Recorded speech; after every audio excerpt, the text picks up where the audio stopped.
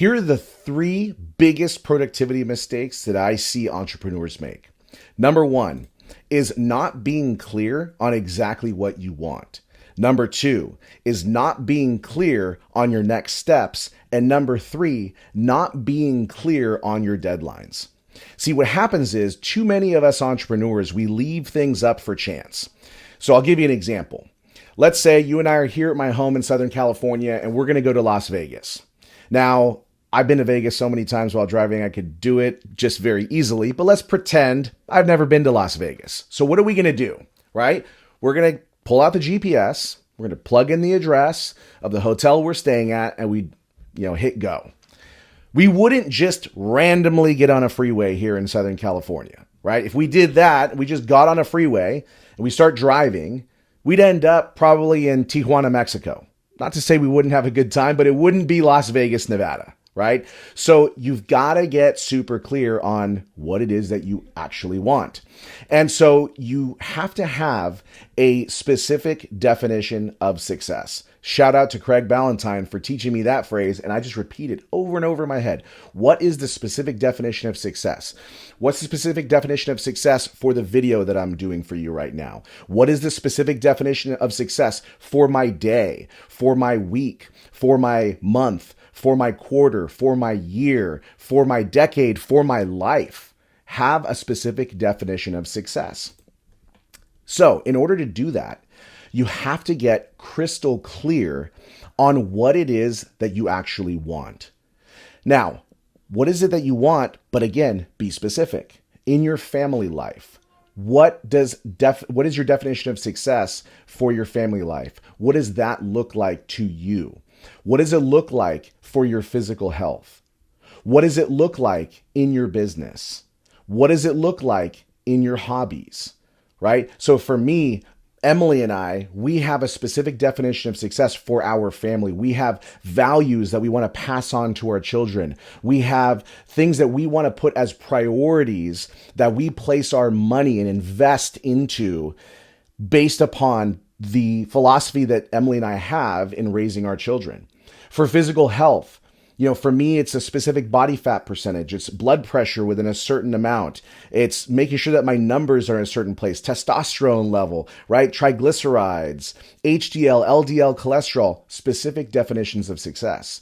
In business, revenue numbers, right? Certain goals, metrics that I want to be able to hit in my businesses that show that I'm headed a certain direction.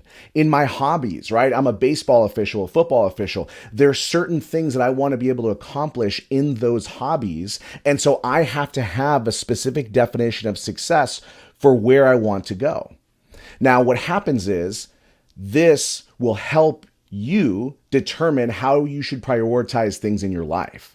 So for example, if your health comes above your business, and I really hope it should be, you will prioritize your workouts, your training, your nutrition over certain business demands, right? Far too often, I would just skip exercising because going to work and knocking out certain things was a higher priority than taking care of my health.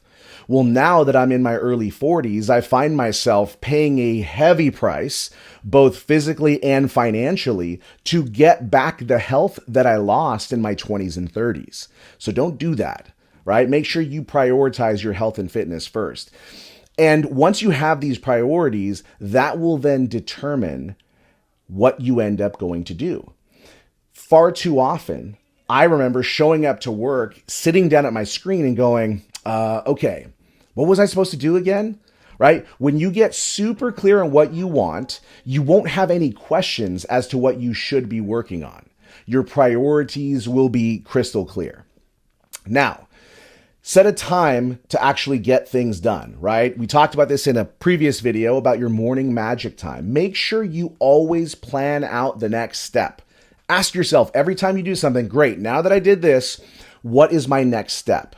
So for example, if you are a coach like I am, one of the things that I always do is I make sure that when I'm wrapping up a coaching call with a client, we never do so without first having a clear action plan. First knowing what is the next step, where do we go from here, and who does what by when. When you're not clear on deadlines, it means that you're not planning ahead. So not only do you need to know when you're going to do something or what you're going to do, you need to know when you're going to actually do it, right? Very important. So I see this often in meetings. So if you have meetings with your teams or you have meetings with anybody, always, number one, start with that definition of success. What is the definition of success for this meeting? What is the purpose of this meeting? If there isn't a purpose, by the way, you shouldn't have the meeting. That's a different video for a different time. And so make sure that once you have these ideas, you get crystal clear on then what is the next step? What do we need to do in order to move this ball down the field, right? Before we take it into the end zone. We've got to know what needs to be accomplished and by when. So when you are absolutely clear on what you want, you'll know where you're going because you'll have the destination in mind. We get clear on the next step, and then we get clear on the deadlines. Now, if this sounds overly simplistic, it's because it is, right? As Jim Rohn says, certain things are easy to do, but just because they're easy to do also means they're easy not to do. So I don't want you thinking you have to download all these fancy apps and fancy programs and this and that to help you be productive. You need to get clear on 3 things, right? Be clear on what you want. Be clear on what your next step is. And lastly, be clear on the deadlines. And once you have those deadlines in place, my hope for you is that you get accountable with somebody. Whether if you have a coach, great. If you don't have a coach, talk to me. I would love to be that person for you. If you don't have a coach, it's not in your realm. You're like, nope, I'm not interested in working with a coach. Then find an accountability partner, somebody who you deeply don't want to disappoint. And you tell them, hey, here's my goal. Here's my next step. Here's my deadline. Will you please keep me accountable to make sure that I get things done by that time?